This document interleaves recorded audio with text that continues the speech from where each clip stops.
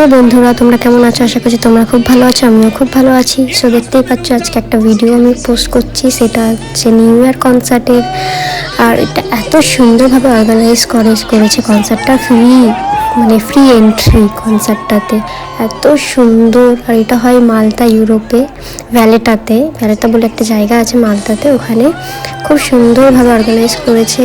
এত এনজয় করেছি, first time আমি অ্যাব্রডে কনসার্ট অ্যাটেন্ড করেছি।